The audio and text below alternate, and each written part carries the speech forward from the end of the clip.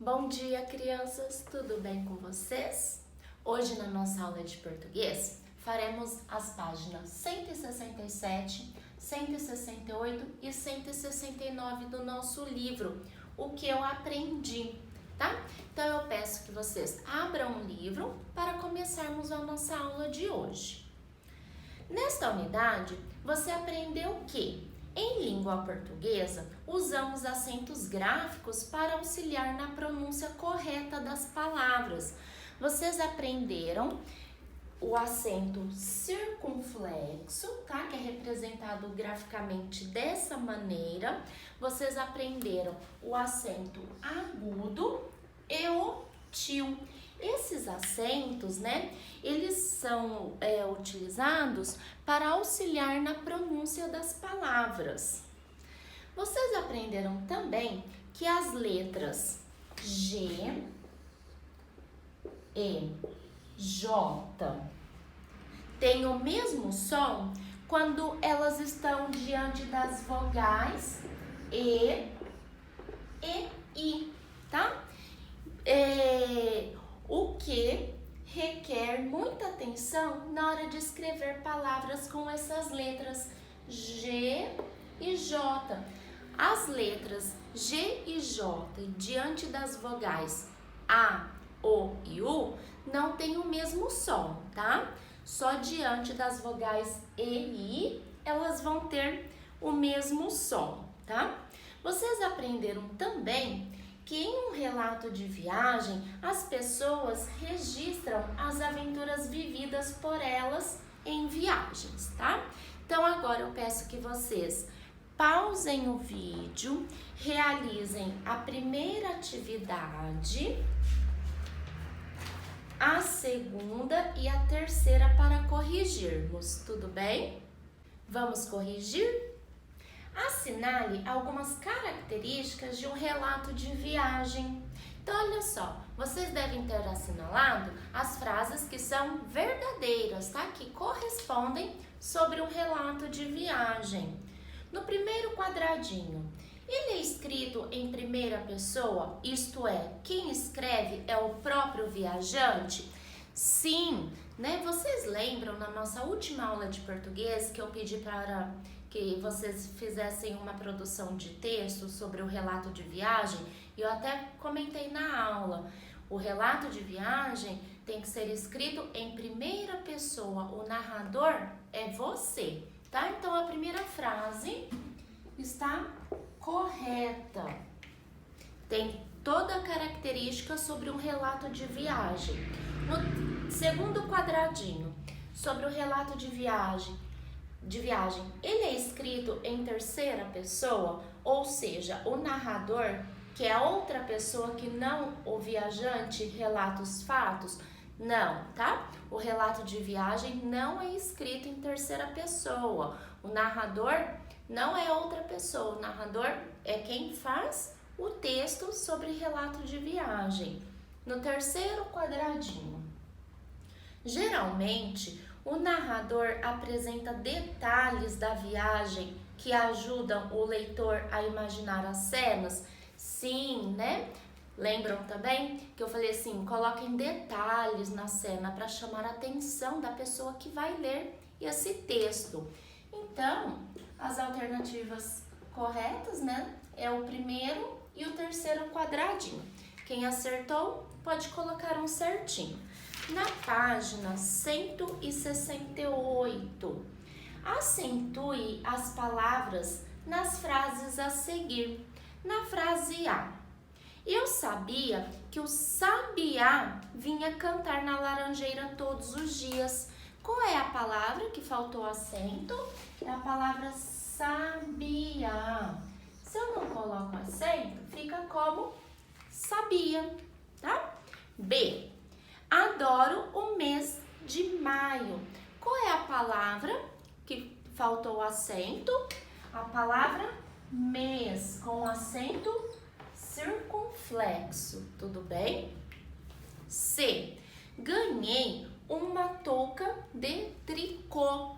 Olha só, tricô também tem acento circunflexo. Se não tem acento, fica ganhei uma touca de tricô. D. Perdi o boné no caminho para a escola. Qual é a palavra que faltou acento? Boné com acento agudo. Se não, ficaria como bone. Tudo bem? Continuando, complete os versos com as palavras do quadro a seguir. Quais são essas palavras? Energia, gentil, gente, jeito, nojento, nojo e rabugento, tá?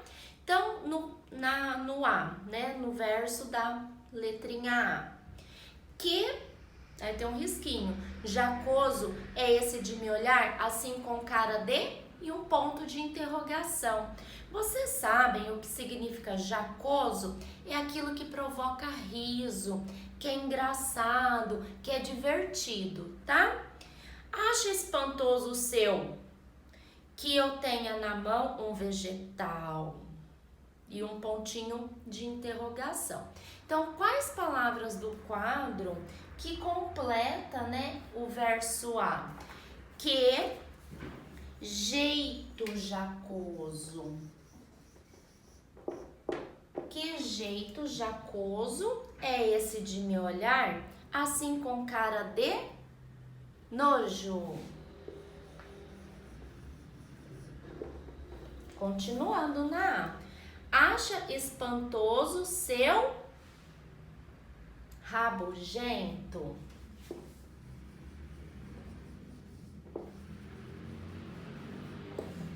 Acha espantoso seu rabugento que eu tenha na mão um vegetal nojento?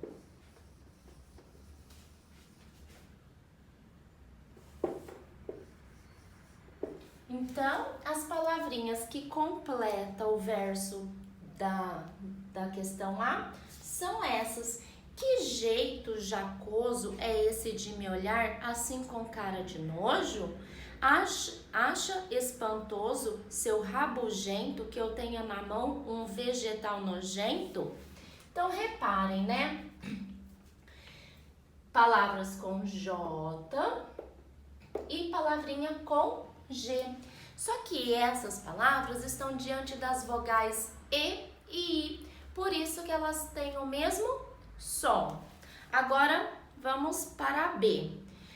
Tem gente tão que passa pela fazendo gentileza. Tem gente tão hostil que gera gelada numa delicadeza. De que tipo você é? Então vamos lá. Tem gente tão gentil. Tem gente tão gentil que passa pela gente. Fazendo gentileza. Tem gente tão ósseo que gera energia. Que gera energia gelada numa delicadeza. De que tipo você é? Então, reparem também, aqui na B, todas as palavras são com G, diante das vogais E e I. Na página 169, na última atividade hoje nossa do que eu aprendi, está falando: Leandro viajou para a cidade de Ouro Preto, em Minas Gerais, nas últimas férias. Retire do material complementar os adesivos que contam essa história e colhe-os no espaço a seguir, na ordem em que os fatos acontecem. Então, eu peço novamente que vocês pausem o vídeo, vão lá nas páginas 303 e 306 tem os adesivos que contam, né, sobre essa viagem que Leandro fez, tá? pausem o vídeo, vão lá, retirem esses adesivos para corrigirmos. Então agora eu vou ler para vocês a sequência da ordem que os fatos aconteceram da viagem de Leandro, tá? Então a sequência é 1, 2, 3, 4, 5, 6, 7, 8. Se caso vocês erraram, né? Colaram no lugar errado, podem puxar uma flechinha e colocar o número da sequência correta. Tudo bem?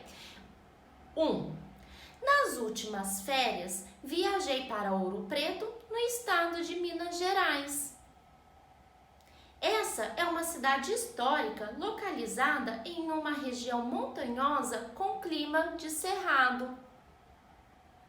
Por sua riqueza histórica e arquitetônica, é considerada um museu céu aberto. Além de ser considerada Patrimônio da Humanidade pela Unesco.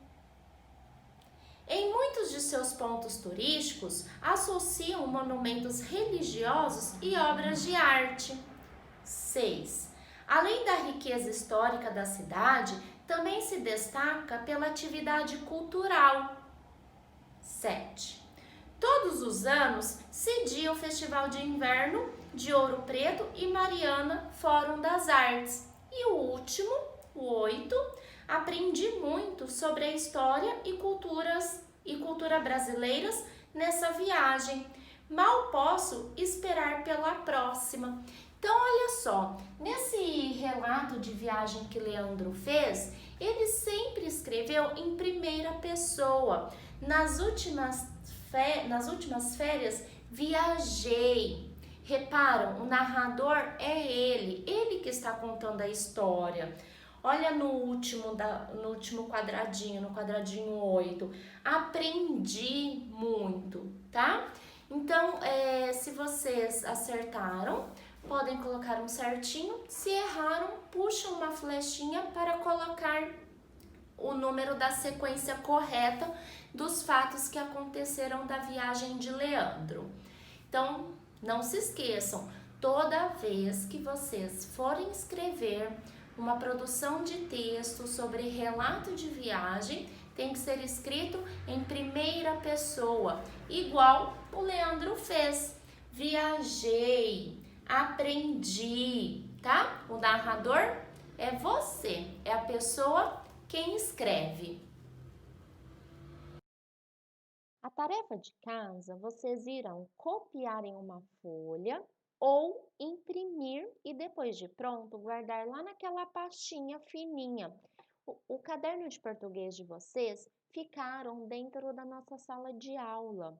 Lembra, naquela última semana, antes que antecedeu toda a suspensão das aulas presenciais, na sexta-feira, a tia Renata tinha pedido para vocês deixarem o caderno, que eu ia fazer uma correção de uma tarefa de casa. E na próxima semana, a maioria já não começaram a ir para a escola, tá? Então, todos os cadernos de vocês, de português, ficaram na escola, tá? Por isso que eu peço para copiar em uma folha. Ou, quem tiver a possibilidade, pode imprimir também. Qual é o objetivo dessa tarefa de casa? Resolver exercícios sobre o uso das letras G e J nas palavras. O exercício 1, vocês irão ler o texto, depois identificar 3 palavras escritas de forma errada, que a tia Rê colocou propositalmente, tá? São palavras referentes ao uso das letras G e J. E em seguida, vocês irão reescrever as palavras de forma adequada, de forma correta. E no exercício 2, vocês irão completar as palavras com a letra G ou com a letra J. Se houver necessidade, se houver dificuldade, vocês podem consultar um dicionário, tá? Então, a tarefa de casa é essa hoje. Podem copiar em uma outra folha ou imprimir. Coloquem o cabeçalho, o objetivo da tarefa de casa, copiem o texto, tá? Para fazer as questões 1 e 2. E qualquer dúvida, podem me chamar, que a tia Renata está à disposição.